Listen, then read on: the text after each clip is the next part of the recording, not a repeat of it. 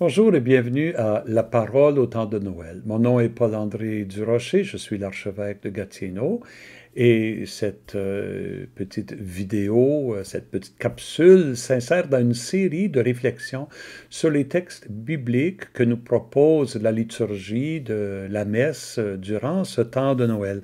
Aujourd'hui, 26 décembre, un samedi, le lendemain de Noël, la liturgie nous réserve une surprise. Elle nous invite à fêter la mémoire de Saint Étienne.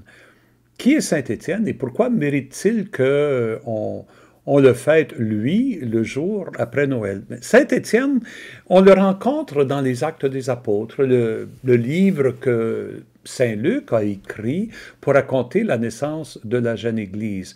Et Saint Étienne, il est nommé parmi un groupe de 7 hommes qui sont choisis par les apôtres pour servir aux tables les veuves, donc les femmes pauvres de tradition grecque.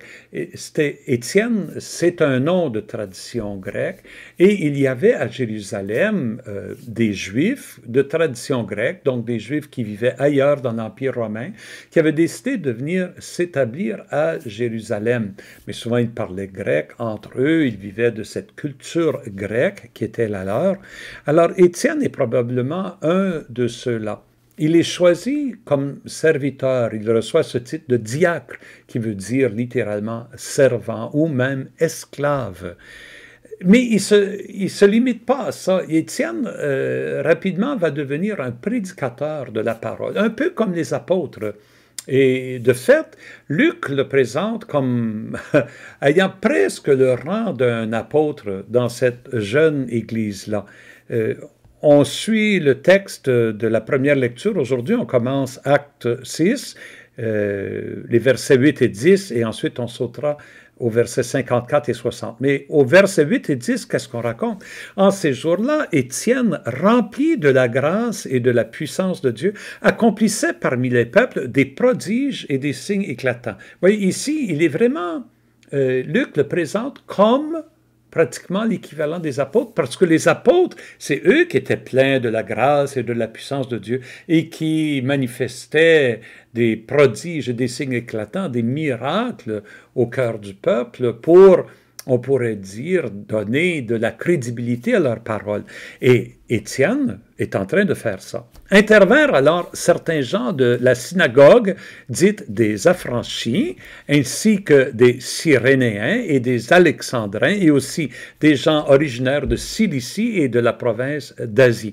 Ce sont tous des gens de tradition grecque, donc c'est des gens qui connaissent Étienne, ils font partie de la même communauté, des mêmes synagogues. Et c'est là, évidemment, dans ces synagogues-là, à Jérusalem, que Étienne est en train de proclamer Jésus comme le Messie. Et c'est là où il y en a qui n'acceptent pas du tout. Le Sanhédrin n'avait pas accepté Jésus comme le Messie. Les chefs religieux de Jérusalem n'acceptaient pas Jésus comme le Messie. Et eux non plus, ils vont à l'encontre. Ils sont en opposition à Étienne. Ils se mirent à discuter avec Étienne, mais sans pouvoir résister à la sagesse et à l'esprit qui le faisait parler. Retenons ça. La sagesse et l'esprit qui les faisait parler. Un des dons de l'esprit, c'est la sagesse. Et c'est l'esprit. Dans Saint Luc, c'est l'esprit qui mène Jésus et c'est l'esprit qui mène les apôtres. Et ici, l'esprit inspire et mène Étienne, lui fait trouver les paroles pour présenter cette bonne nouvelle de Jésus comme le Messie, comme le Sauveur. Bon, ceux qui écoutaient ce discours avaient le cœur exaspéré, grinçaient des dents contre Étienne, mais lui, ah oui, là, ici, on vient de sauter tout un discours que Étienne fait devant ces Juifs rassemblés. Vous pouvez trouver ce discours dans les Actes des Apôtres au chapitre 6, mais il raconte toute l'histoire d'Israël. Il montre comment Jésus vient accomplir les prophéties. Et là, eux autres n'acceptent pas ça. Ceux qui écoutaient ce discours avaient le cœur exaspéré. Ils grinçaient des dents contre Étienne. Mais lui, rempli de l'Esprit Saint, encore, voyez, l'Esprit Saint qui l'inspire, il fixait le ciel du regard et il vit la gloire de Dieu et Jésus debout à la droite de Dieu. Donc, c'est comme s'il il voyait une apparition du Christ ressuscité. Et je vous rappelle que le soir avant de mourir, lorsque Jésus s'est trouvé devant le Sanhédrin, quand on leur a demandé « Es-tu le Christ ?» il leur a répondu en citant le prophète Daniel « Je vois le Fils de l'homme venir sur les nuées dans la gloire. » Et ça, ils ont vu ça comme un blasphème parce qu'ils ont compris que Jésus est en train de se placer à la place de cette figure non seulement messianique, mais divine. Ce Fils de l'homme qui vient du ciel avec le pouvoir de Dieu. Et c'est ce blasphème-là qui, finalement, les a décidés que Jésus devait mourir. Alors, Étienne est en train de répéter, en fait, le même blasphème devant les autres. Et il déclara, « Voici que je contemple les cieux ouverts et le Fils de l'homme debout à la droite de Dieu. » Eh bien, de la même façon que le Sanhédrin a réagi face à Jésus, ce groupe de Juifs de tradition grecque, ils réagissent de la même façon. Ils poussèrent de grands cris, se bouchèrent les oreilles. Tous ensemble, ils se précipitèrent sur lui et l'entraînèrent hors de la ville et se mirent à le lapider. Ils vont le tuer. Les témoins avaient déposé leurs vêtements aux pieds d'un jeune homme appelé Saül. Saul. C'est celui qu'on connaîtrait sous le nom de Paul, le grand Saint Paul. Mais à ce moment-ci, Paul ne croit toujours pas que Jésus est le Messie. Il est là comme il voit ce qui se passe et il garde les vêtements de ceux qui l'agissent, ce jeune homme. Étienne, pendant qu'on le lapidait, priait ainsi, « Seigneur Jésus, reçois mon esprit. » Pensez à comment, encore ici, Saint Luc fait ressortir la ressemblance entre Étienne et Jésus. Jésus, sur la croix, il a prié « Père, entre tes mains, je remets mon esprit. » Ici, Étienne prie « Seigneur Jésus, reçois mon esprit. » Il s'adresse directement au Fils du Père. Il remet son esprit. En ça encore, il ressemble à Jésus. Puis, se mettant à genoux sous les roches qui tombent sur lui, il s'écria d'une voix forte, « Seigneur, ne leur compte pas ce péché. » Encore une fois, la ressemblance avec Jésus. Jésus en train d'être crucifié. « Père, pardonne-leur, ils ne savent pas ce qu'ils font. » Ici, c'est Étienne, « Seigneur, ne leur compte pas ce péché. » Et après cette parole, il s'endormit dans la mort. C'est une scène remarquable, ce premier martyr dans l'histoire de l'Église. Et dans l'Église, il y a une tradition de dire que lorsqu'un martyr meurt, ce jour-là, il naît au ciel. Il meurt à la terre, mais il naît au ciel. Et c'est peut-être pour ça qu'on célèbre Saint Étienne le lendemain de Noël, parce qu'il est le premier qui naît au ciel. Jésus, par sa mort et sa résurrection, nous a ouvert le ciel. Et voici le premier qui, dans les Écritures, est reconnu comme entrant au ciel, grâce à la mort et à la résurrection de Jésus. On pourrait dire qu'il est le premier qui connaît la plénitude du salut. Et oui, c'est pour ça, je pense, que nous fêtons, même si ça détonne un peu par rapport à la fête de Noël, qui est une fête tellement irénique, hein, pleine de paix, pleine d'harmonie, de joie, les cantiques de Noël, etc., les cadeaux qu'on échange. De lire ce texte nous rappelle que de suivre Jésus n'est pas toujours de tout repos. Et c'est l'Évangile que nous allons lire maintenant qui nous le dit clairement. L'Évangile selon saint Matthieu, nous sommes au chapitre 10, versets 17 à 22. Ici, Matthieu, ça fait partie du discours de la mission qu'il confie aux apôtres et à ses disciples. Et après avoir parlé de la mission et de comment la poursuivre, Jésus les avertit qu'ils vont connaître la même opposition que lui-même a connue. Il dit à ses disciples, « Méfiez-vous des hommes. Ils vous livreront aux tribunaux et vous flagelleront dans leurs synagogues. Vous serez conduits devant des gouverneurs et des rois à cause de moi. » Ces mots de Jésus se sont réalisés dès les premiers mois après sa résurrection et son ascension. Quand on lit les Actes des Apôtres, on voit tout de suite après la Pentecôte Pierre, Jean jetés en prison. On va voir Paul traîné en prison, devoir se défendre justement des gouverneurs et des rois. Et Matthieu cite les paroles de Jésus. Il y aura là un témoignage pour eux et pour les païens. Vous allez, à travers ça, témoigner de mon évangile, de la vérité de mon évangile. Lorsque vous vivez ces moments-là, dites-vous, vous êtes en train d'être mes témoins. En grec, le mot témoin se dit martyros. Martyros. C'est martyr. On a ce mot-là du grec qui veut dire tout simplement témoin. Et Étienne, dans ce sens-là, il est le premier témoin qui va jusqu'au bout de son témoignage. Il n'est pas le premier, il est le deuxième. Le premier, c'est Jésus. C'est Jésus qui est le témoin de l'amour de Dieu sur la croix. Mais là, c'est Étienne qui est le premier témoin de Jésus.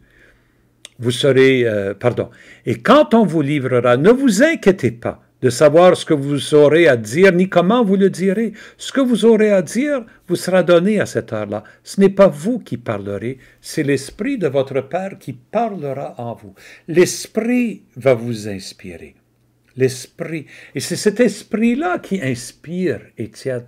Oui, c'est l'Esprit qui inspire Étienne dans son discours, où il explique la bonne nouvelle. C'est aussi l'Esprit qui lui permet on pourrait dire, voir la gloire du Christ ressuscité. Mais je me dis aussi que c'est l'Esprit qui permet à Étienne d'avoir confiance en Jésus, même au moment de la mort. Seigneur, entre tes mains, Seigneur Jésus, reçois mon esprit, il dit.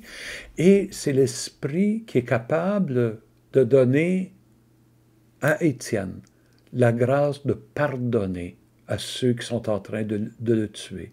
Ne leur retiens pas ce péché. La grâce du pardon, la grâce de la confiance, la grâce de la persévérance. Voilà ce que l'Esprit nous donne, même quand nous sommes dans une situation de conflit ou de rejet à cause de notre foi.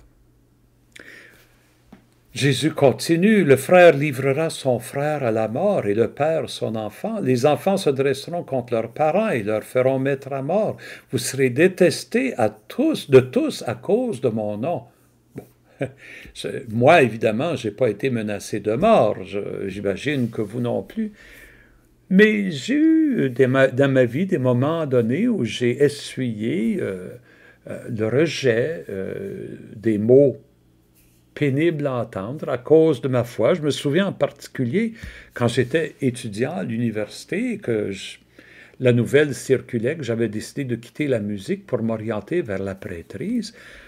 Un professeur de musique qui, en pleine cafétéria, durant le dîner, se lève et m'a lancé des mots de bêtises qui ont étonné mes amis, qui, moi, m'ont blessé.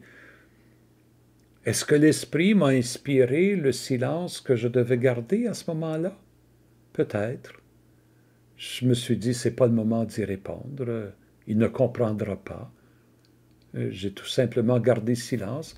J'ai appris par après que quelques-uns de mes amis sont allés lui parler, par exemple.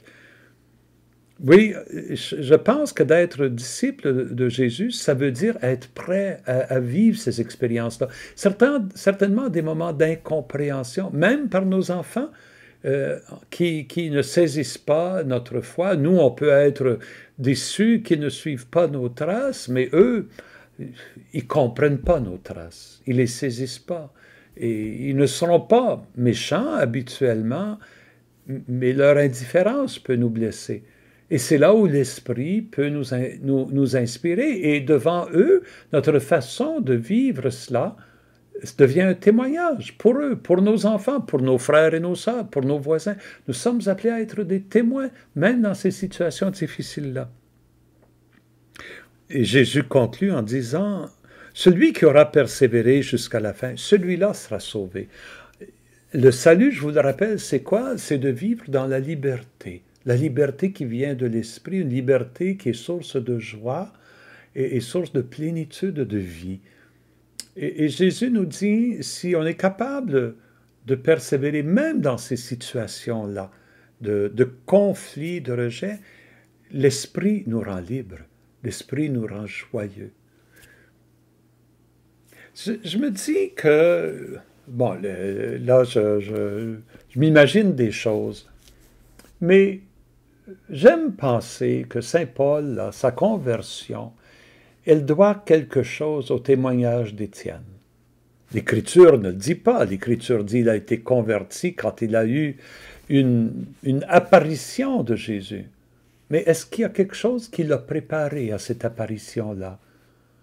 Peut-être de voir Étienne mourir et la façon dont Étienne est mort a contribué à la conversion de Saint Paul, qui a été le grand apôtre des gentils. On ne peut pas le savoir. Et de la même façon, nous aussi, par le témoignage de notre foi, on ne sait pas quel impact on va avoir sur quelqu'un qui peut-être plus tard deviendra un grand disciple du Seigneur. C'est une parole qui m'habite, c'est une pensée qui m'habite et qui me donne de l'espérance dans la situation qui est la nôtre aujourd'hui. C'est drôle que le jour après Noël, la liturgie nous propose ces réflexions-là, mais ça nous invite aussi à découvrir quel est celui que l'on suit. Oui, il est le prince de la paix, mais il est aussi le Sauveur qui est allé jusqu'à mourir sur la croix pour nous sauver. Rendons grâce à Dieu pour un tel Sauveur. Et joyeux Noël.